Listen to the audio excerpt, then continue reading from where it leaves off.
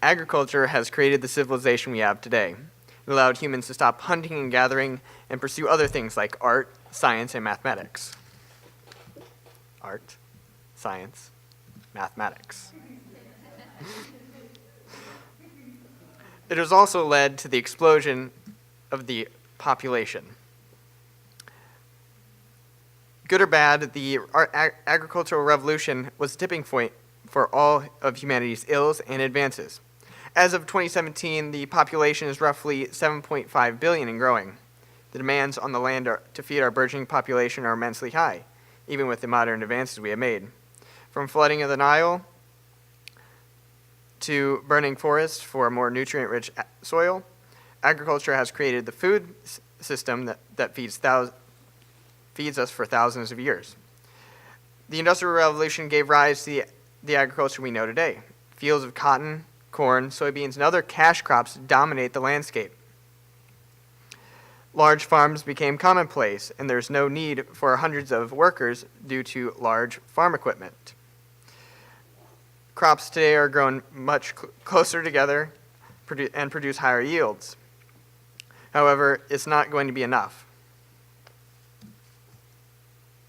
It is that one. Okay. However, now, more than ever, a solution needs to be developed. The answer comes straight from nature. Aquaponics is that solution. So what is it, you may ask? Well, it's the marriage of two well-known food-growing techniques, aquaculture, or hydroponics, and aquaculture.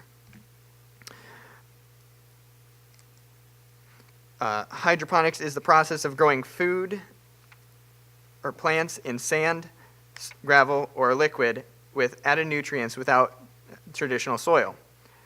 Aquaculture is the rearing of fish in tanks for consumption. Combining these two systems creates a living, breathing ecosystem. The fish, in conjunction with worms and beneficial bacteria, fertilize plants. Take a strawberry, for example. It needs 17 essential nutrients to grow. All 17 essential nutrients are found in fish excrement, and it is in the water. The water that goes to grow medium in grow beds, to towers in vertical growing, or to tubs in deep water culture.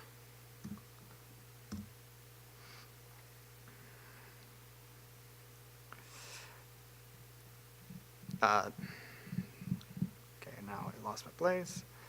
Some nutrients can be taken up right away by plants, but others need to be broken down so that it's not toxic to the plants. This is where the worms come in, to break down the fish waste for small bacteria to munch on.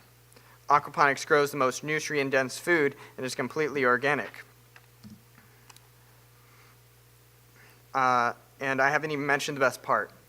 Aquaponics growing can be as big as one would want, making it most efficient in terms of time, space, and resources. As more and more farmland is converted into housing, the demands on food increase, and it becomes harder and harder to rip the same amount of produce from the soil on one plane. Aquaponic systems can be stacked, so aquaponics conserves land. Water is another precious resource used for plant growth. Dixon D. Dostmeyer, a professor of public health at Columbia University, claims, quote, irrigation now claims 70% of the fresh water that we use, end quote. This is a significant amount, since only roughly 0.3% of water on Earth can be used by humans. Most of the water is lost to evaporation, runoff as you see, and talk about flushing money down the toilet.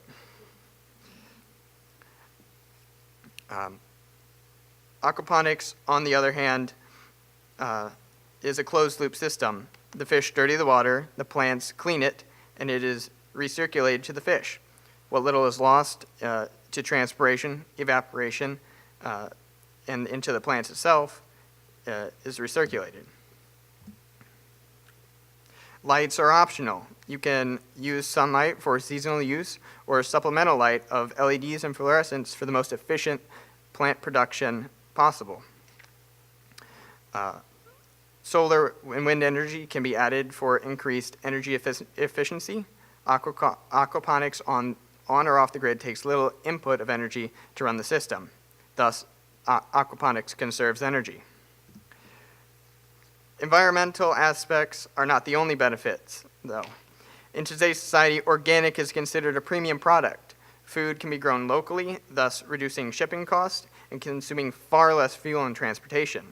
It can also create jobs in large commercial operations. Some seeds can be saved for the next growing cycle, bringing down costs further. And some plants can be fed to the fish, and other food scraps can be fed to the worms, break down, maintaining the efficiency in the ecosystem. Another major benefit is that it brings people closer together. People connect with other people at farmers markets, which builds community. Also, people are more invested and appreciative of the food they eat if they know the person who dedicated 16 hours for 6 weeks straight, watering, weeding, and pruning, all to produce the tiny cherry tomato in one's hand, opposed to the produce section at the Super Walmart. In summary, aquaponics is sustainable. It is scalable from novel desktop systems to large multi-level warehouses. It is extremely efficient in its water and energy use. It also is the next monstrous leap forward in agriculture. Aquaponics provides non-GMO, organic food free of pesticides, hormones, antibiotics, and dyes in the most economically efficient, community-oriented, and environmentally friendly way. Thank you.